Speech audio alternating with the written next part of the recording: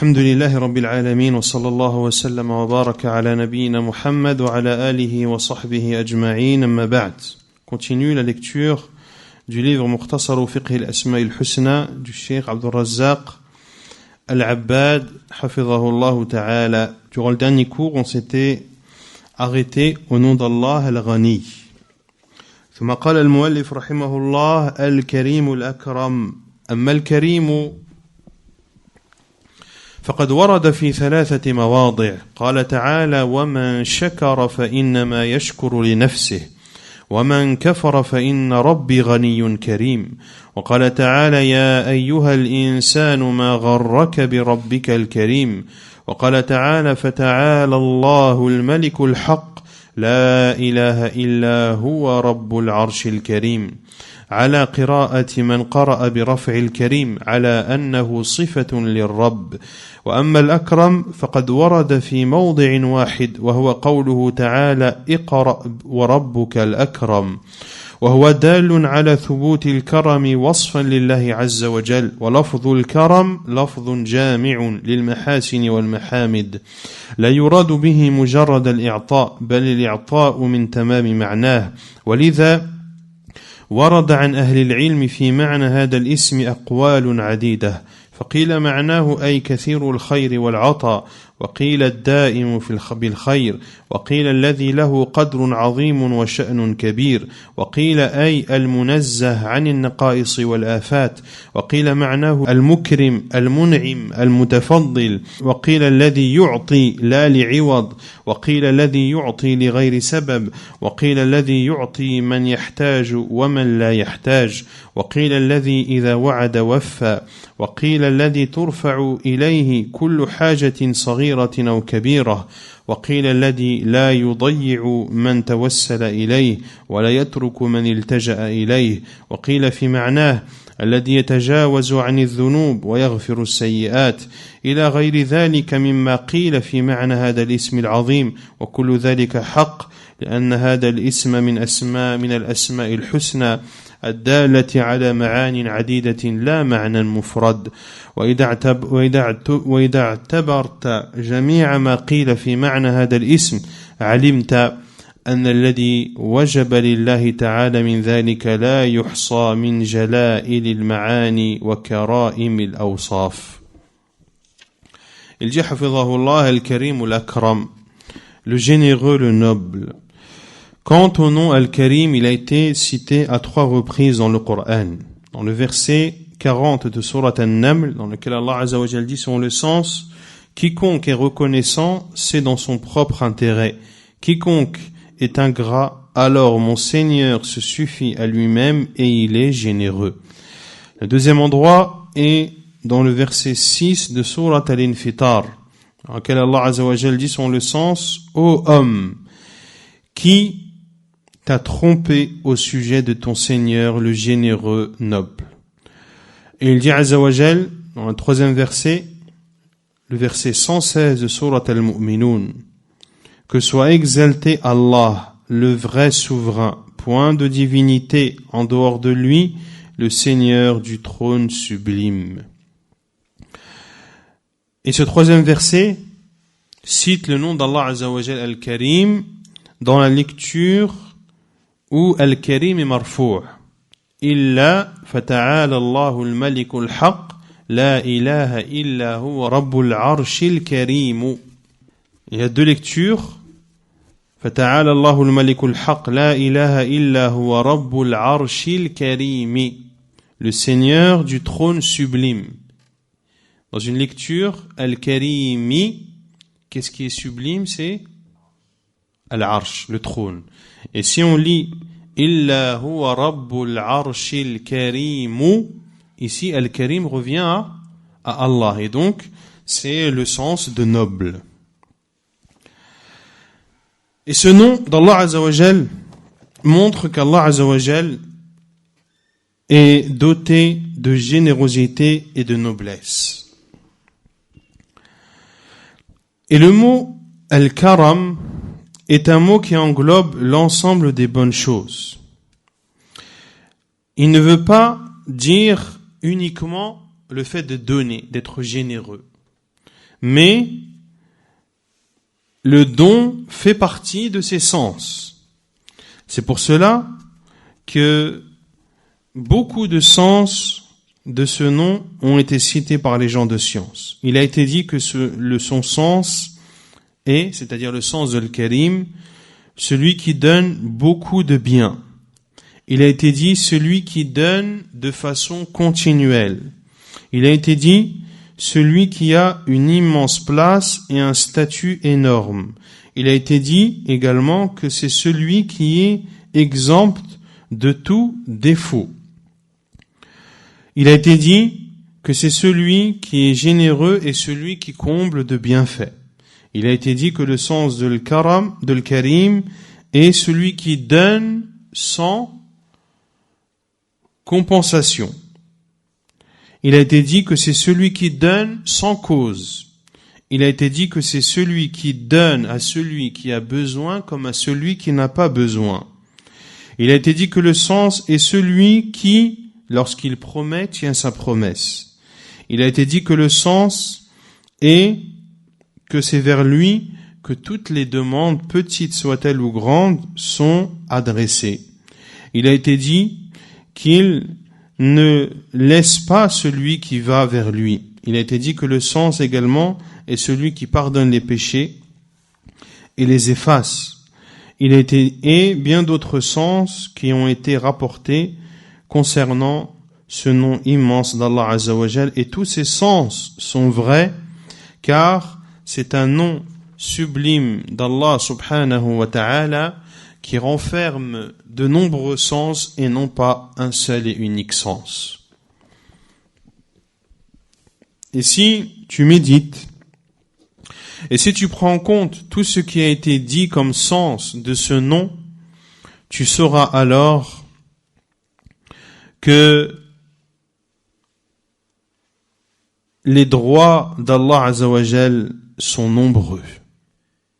ثم قال حفظه الله السلام. السلام وهو اسم ورد في القرآن الكريم مرة واحدة في قول الله تعالى هو الله الذي لا إله إلا هو الملك القدوس السلام المؤمن المهيمن العزيز الجبار المتكبر سبحان الله عما يشركون. ومعنى هذا الاسم الكريم أي السلام من جميع العيوب والنقائص لكماله في ذاته وصفاته وأفعاله، فهو جل وعلا السلام الحق بكل اعتبار، سلام في ذاته عن كل عيب ونقص يتخيله وهم، وسلام في صفاته من كل عيب ونقص، وسلام في أفعاله من كل عيب ونقص وشر وظلم وفعل واقع على غير وجه الحكمة، وهو سبحانه السلام من الصاحبة والولد، والسلام من النظير والكفء والسمي والمماثل، والسلام من الند والشريك، وهو اسم يتناول جميع صفات الله تعالى، فكل صفة من صفاته جل وعلا سلام من كل عيب ونقص. وقد فصل هذا الأمر وقرره ابن القيم رحمه الله بتقرير واف، وبسطه بكلام رصين متين، ثم ختمه بقوله فتأمل كيف تضمن اسمه السلام كل ما نزه عنه تبارك وتعالى، وكم ممن حفظ هذا الاسم لا يدري ما تضمنه من هذه الأسرار والمعاني. As-Salam, qui est un nom cité à une seule reprise dans le Coran, dans le verset 23 de Surat Al-Hashr, dans lequel Allah Azza wa Jal dit son le sens, c'est Allah. Nul ne mérite d'être adoré que lui, le souverain, le pur, le salam, le rassurant, al-mu'min, al-muhaymin, le prédominant, al-aziz, le tout-puissant, al-jabbar, le contraignant, al-mutakabbir, l'orgueilleux, subhanallahi amma yushrikun, qu'Allah soit purifié de ce qui lui associe. Le sens de ce nom d'Allah Azza wa Jal, as-salam, c'est-à-dire celui qui est exempt de tout défaut et de toute faiblesse. Allah Azza wa Jal est parfait dans son essence, dans ses attributs et dans ses actes. Allah Azza wa Jal est exempt dans son essence, est exempt par son essence de tout défaut, de tout manquement qui pourrait être imaginé. Il est exempt dans ses attributs de tout défaut. Il est exempt dans ses actes de tout défaut, de tout mal, de toute injustice, de tout acte qui serait fait sans sagesse. Allah Azza wa Jal est exempt de compagnes et d'enfants. Il est exempt d'associés. Il est exempt d'autres divinités. C'est donc un nom qui impacte l'ensemble des attributs d'Allah Azza wa Jal. Car l'ensemble des attributs d'Allah sont exempts de faiblesse et de défauts. Et l'imam Ibn al-Qayyim rahimahullah a explicité cela de façon magnifique et avec des paroles simples et fortes, puis il a conclu son explication par sa parole rahimahullah: médite donc ce que renferme le nom As-Salam de tout ce dont Allah est exempt, et combien apprennent ce nom mais ne connaissent pas ce qu'il renferme comme secret et comme sens. ثم قال حفظه الله القدوس السبوح: أما اسمه تبارك وتعالى القدوس فقد ورد في القرآن مرتين. قال تعالى: هو الله الذي لا إله إلا هو الملك القدوس السلام المؤمن المهيمن العزيز الجبار المتكبر سبحان الله عما يشركون. وقال تعالى: يسبح لله ما في السماوات وما في الأرض الملك القدوس العزيز الحكيم. وأما السبوح فقد ورد في السنة، وذلك فيما رواه مسلم في صحيحه عن أم المؤمنين عائشة رضي الله عنها أن رسول الله صلى الله عليه وسلم كان يقول في ركوعه وسجوده: سبوح قدوس رب الملائكة والروح. وقد جمع عليه الصلاة والسلام في هذا الحديث بين التسبيح والتقديس، كما جمع بينهما في قوله تعالى في ذكر تسبيح الملائكة وتقديسهم لله: ونحن نسبح بحمدك ونقدس لك. وينبغي أن يعلم هنا أن تسبيح الله وتقديسه إنما يكون بتبرئة الله وتنزيهه عن كل سوء وعيب، مع إثبات المحامد وصفات الكمال له سبحانه على الوجه اللائق به. قال شيخ الإسلام ابن تيمية رحمه الله: والأمر بتسبيحه يقتضي تنزيهه عن كل عيب وسوء، وإثبات المحامد التي يحمد عليها، فيقتضي ذلك تنزيهه وتحميده وتكبيره وتوحيده.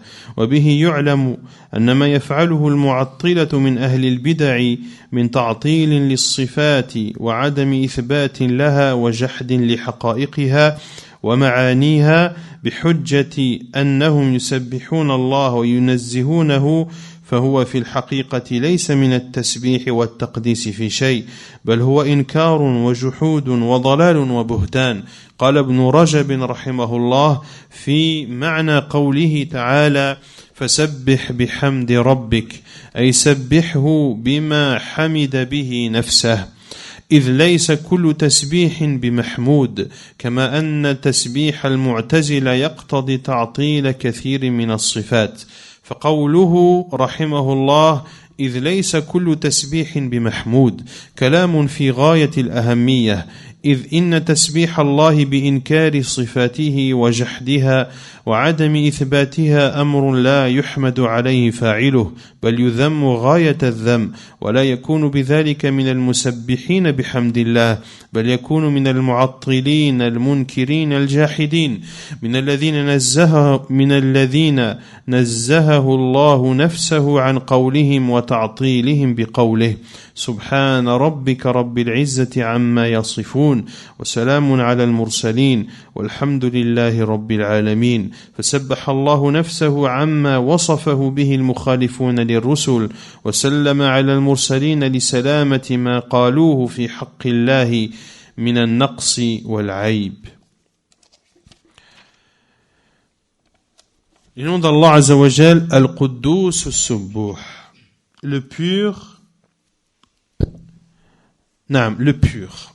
Quant au nom d'Allah Al-Quddus, il a été rapporté à 2 reprises dans le Coran. La parole d'Allah Azza wa Jal, toujours dans le verset 23 de Sourate Al-Hashr, c'est Allah, celui qui mérite d'être, le seul qui mérite d'être adoré, le souverain, le pur, le salam, le rassurant, le prédominant, le tout-puissant, le contraignant, l'orgueilleux, qu'il soit exempt de ce que lui associent les associateurs. Et le deuxième verset est le premier verset de Surat Al-Jumu'ah, dans lequel Allah Azza wa Jal dit: glorifie Allah tout ce qu'il y a dans les cieux et dans la terre, le souverain, le pur, le tout-puissant, le sage. Quant au nom d'Allah Al-Subbuh, il a été rapporté dans la Sunnah, dans le Sahih de l'imam Muslim, selon la mère des croyants, Aisha radiyallahu anha, qui dit que le prophète sallallahu alayhi wa sallam disait dans ses inclinaisons et dans ses prosternations: Subbuhun Quddusun Rabbul Malaikati war-Ruh.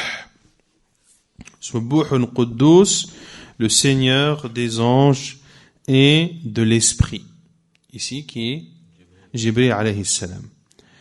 Et les savants et le prophète sallallahu alayhi wa sallam, dans ce hadith, a rassemblé entre le tasbih et le taqdis, entre le fait de sanctifier et de glorifier. Comme Allah Azza wa Jal les a rassemblés lorsqu'il a cité la glorification des anges et la sanctification des anges envers Allah Azza wa Jal. Dans Surat Al-Baqarah, lorsque les anges ont dit: Ataj'alu fiha man yufsidu fiha wa yasfiku ad-dima wa nahnu nusabbihu bihamdik wa nuqaddisu lak. Alors que nous te sanctifions et te glorifions.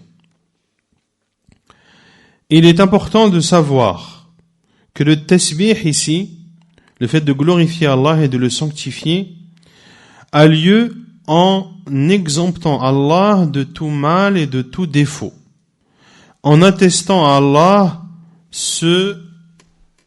les louanges et les attributs de perfection, comme cela est propre à lui, subhanahu wa ta'ala.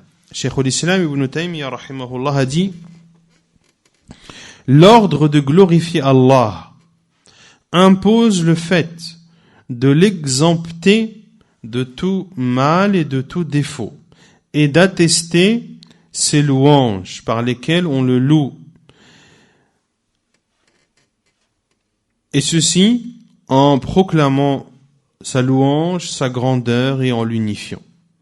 Ainsi, l'on sait à travers cela que ce que font les mu'attilah, ceux qui nient les attributs d'Allah Azza wa Jal parmi les gens de l'innovation, en niant les attributs d'Allah et en ne les attestant pas, ils les nient dans le but d'exempter Allah. Dans le but d'exempter Allah. Quand vous parlez avec Al-Mu'attila, ils vont vous dire: non, Allah n'entend pas. Il est grave de dire qu'Allah entend, car cela le fait ressembler aux créatures. Donc ici, pour eux, pour les gens de l'innovation qui nient les attributs d'Allah, ils le font dans le but de glorifier Allah. Car glorifier Allah signifie d'exempter Allah de tout défaut. Mais ici, comme l'a dit Cheikh Al-Abbad, cela n'est en aucun cas une glorification à Allah. Cela est de l'égarement, du mensonge, et cela revient à nier ce qu'Allah a attribué. Puis il cite la parole de l'imam Ibn Rajab, rahimahullah, dans la parole d'Allah Azza wa Jal, fasabbih bihamdi rabbik, et glorifie ton Seigneur.